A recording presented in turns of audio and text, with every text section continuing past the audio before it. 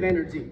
And right now what you noticing, man, with all this good energy happening up here, which is why I came from Atlanta to be here. I'm from Jersey City, but I came back up to be here because, let me tell it, let the people in the streets tell it, there's a revolution being set off.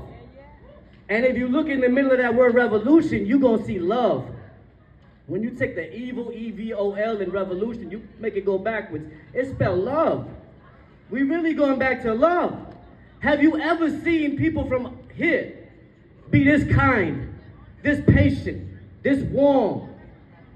I crossed the train to go over to the city. People are not rude right now. You know how different that is, that we not being rude? Because you know, from here, we not nice, but we kind. In other places, they might be not kind, but they nice. I'd prefer you be real. I like people that are real. So I don't need you to be nice to me. But I do like when I see that we can be kind, because that means we're being kind to ourselves. See, when I'm not so hard on everybody else, when I'm not so critical of everybody else, it's really because I'm giving myself an easier time.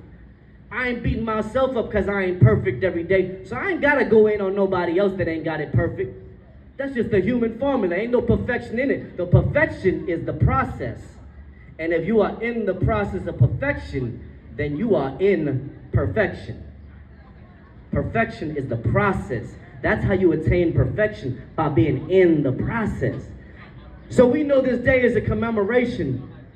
And for historical reasons, you got to draw up the meaning of what it means that the news is celebrated once it gets to you. That's what Juneteenth is about. The news is celebrated not when it gets to them, when it gets to you. Just the same with any good news, or what they call the gospel, right?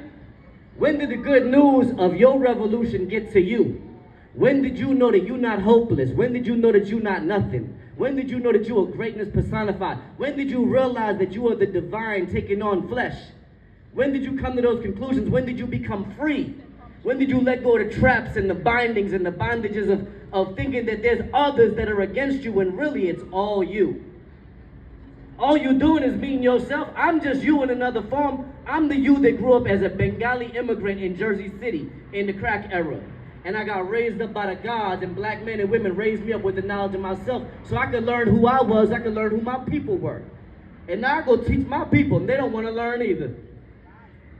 And that's all right, because it's the inner core that make us keep going. We don't do it for the applause. If you do it for the applause, then you'll stop doing it when they start booing.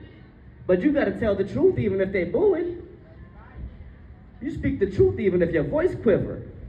Look, English ain't even my first language. I had to learn how to talk like this. And I'm grateful to everybody that taught me not only how to talk, but why to speak.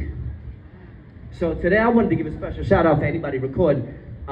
This is for Brother James Johnson, who when I was 15 years old, he put me in a college program as my crisis intervention counselor. And he's the reason why I was able to travel to the South and go visit Morehouse College and become a Morehouse student and turn my life around and get a doctorate in education, write books, and do really great things for young people. Which, had it not been for him, seeing in me, when I was young and stupid, that I had something brilliant and bright in me, none of that would have came to be. So on today, what I'd like to ask of you is be kind and loving to your fellow brothers and sisters, but for those that's young, take a moment to ask them about their life. You might have something that can help them. I'm gonna give you one thing that's free that might help you. Every vendor here, every business owner here, I want you to get your phone and look up SCORE, S-C-O-R-E. Free resource. That's something provided by the SBA, Small Business Association. It's a society of retired executives that will give free game to any young entrepreneur. It don't cost you nothing. And it's right within the neighborhood. You'll find a SCORE office in any city, right? So for all vendors, you should take advantage of that, because you could use a retired executive giving you game on your field. Again, can anybody tell me what that was called again?